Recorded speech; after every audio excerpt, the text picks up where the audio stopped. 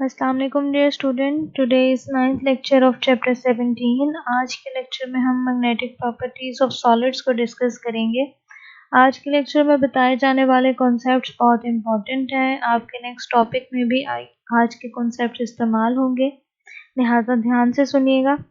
सबसे पहले तो हमारे माइंड में क्वेश्चन आता है कि what is the reason of magnetic properties, आखिर ये मैग्नेटिक फील्ड्स कैसे पैदा होती हैं।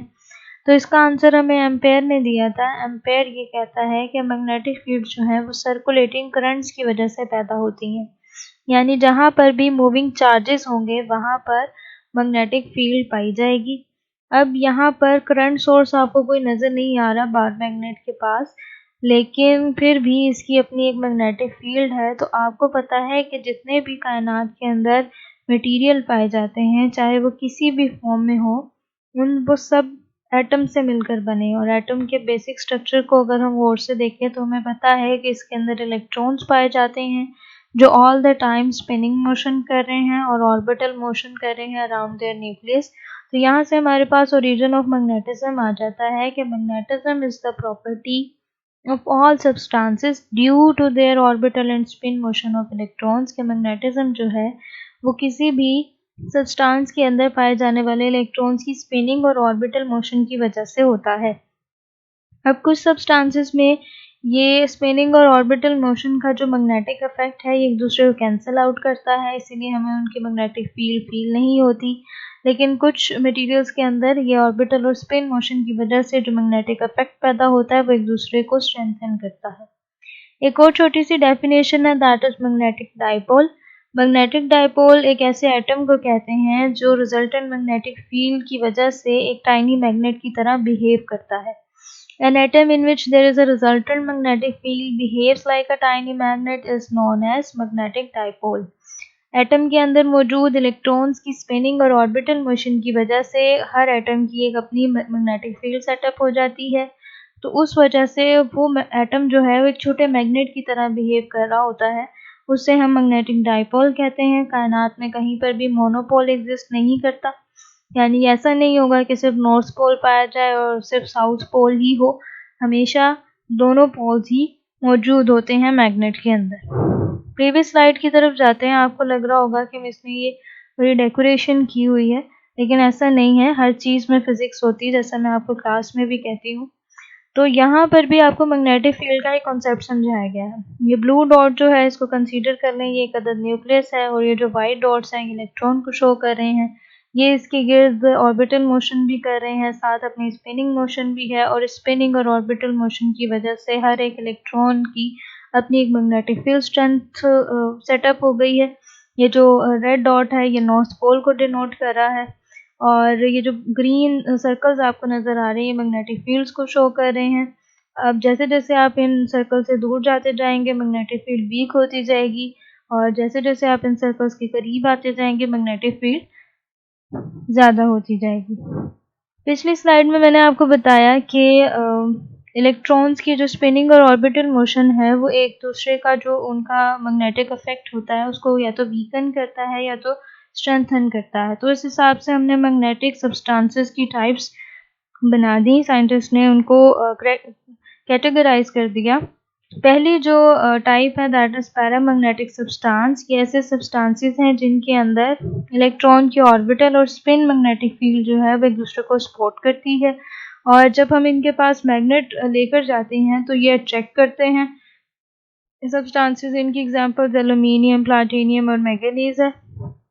डायमैग्नेटिक सब्सटेंसेस वो सब्सटेंसेस हैं जिनके अंदर ऑर्बिटल और स्पिन मैग्नेटिक फील्ड जो है वो एक दूसरे को कैंसिल आउट कर देती है।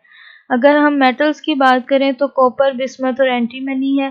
अदर देन मेटल्स की अगर बात करें तो वाटर है, प्लास्टिक है, यानी इनके पास अगर हम मैग्नेट को लेकर जाते हैं तो वो कोई इन्फ्लुएंस उसके ऊपर शो नहीं करते। तो ये सारे के सारे डायमैग्नेटिक सब्सटेंसेस है जिनके अंदर ऑर्बिटल और स्पिन मैग्नेटिक फील्ड जो है वो एक दूसरे को कैंसिल कर देती है। ये जो थर्ड टाइप है दैट इज फेरोमैग्नेटिक सब्सटेंसेस। इसके अंदर ऑर्बिटल और स्पिन मैग्नेटिक फील्ड जो है इलेक्ट्रॉन्स की वो ना सिर्फ एक दूसरे को सपोर्ट करती है बल्कि कोऑपरेट करते हैं एक दूसरे के साथ और एक स्ट्रॉन्ग मैग्नेटिक फील्ड भी बना देते हैं। और ये जो फेरोमैग्नेटिक सब्सटेंस है यही बेसिकली इलेक्ट्रोमैग्नेट्स और मैग्नेट्स के तौर पर इस्तेमाल होते हैं। इनकी स्ट्रॉन्ग मैग्नेटिक फील्ड की वजह से इनकी एप्लीकेशंस भी बहुत ज़्यादा हैं। इनकी एग्जांपल्स जो है वो निकल, आयरन, कोबाल्ट और एल्निको है। एल्निको एक अलॉय है।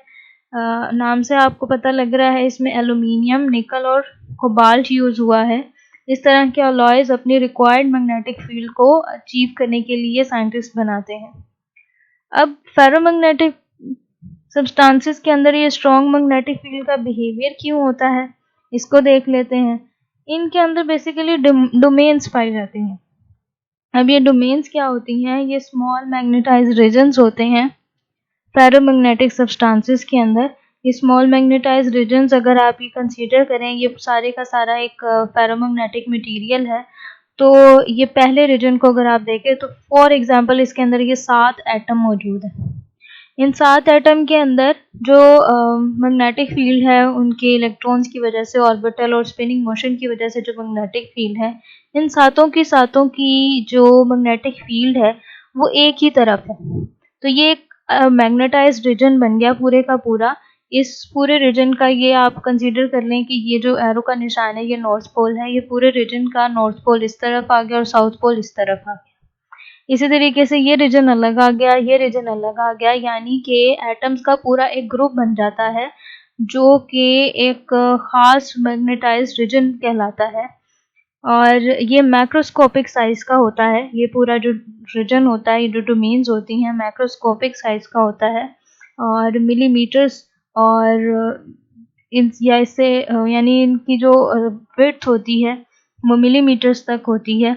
इनको हम डिफरेंट माइक्रोस्कोप से भी देख सकते हैं और इनके अंदर तकरीबन 10⁻12 से लेकर 10⁻16 एटम्स पाए जाते हैं। यहाँ पर तो आपको सिर्फ 7-8 नज़र आ रहे हैं रीजन्स के अंदर, लेकिन इन रीजन्स के अंदर 10⁻12 एटम्स से लेकर 10⁻16 एटम्स पाए जाते हैं। हर एक एटम की जो मैग्नेटिक फील्ड होती है वो एक डोमेन के अंदर एक दूसरे के पैरेलल होती है। यहाँ से आपको पिक्चर में नज़र आ रहा होगा। इस डोमेन में ये सारे एटम्स की जो मैग्नेटिक फील्ड है वो एक दूसरे के पैरेलल है और ये कम्युलेटिव इफेक्ट मजमूई तौर पर एक मैग्नेटाइज्ड रीजन बन जाता है। जब इसको हम एक्सटर्नल मैग्नेटिक फील्ड के अंदर रखते हैं तो ये सारी के सारी जो डोमेन्स हैं वो एक्सटर्नल मैग्नेटिक फील्ड के पैरेलल आ जाती हैं। चूँकि इनके अंदर डोमेन्स पाई जाती हैं तो ये इलेक्ट्रोमैग्नेट्स और मैग्नेट्स के तौर पर भी काम आते हैं, लाइक आयरन। ठीक है, ये जो डोमेन्स का थोड़ा सा कॉन्सेप्ट है इसको समझने के लिए एक वीडियो देखते हैं। आपके पास एक आयरन की कील है, नेल है, इसके अंदर ऑलरेडी ये डोमेन्स पाई जाती हैं।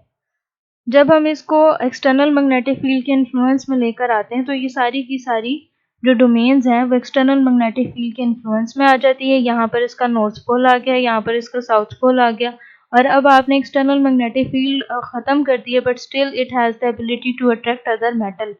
दूसरे मेटल को भी ये अट्रैक्ट कर सकता है। फिर टाइम के साथ साथ रूम टेम्परेचर के ऊपर ये आहिस्ता आहिस्ता अपनी सलाहियत खो देते हैं और दोबारा ये अपनी ओरिजिनल हालत में वापस आ जाते हैं।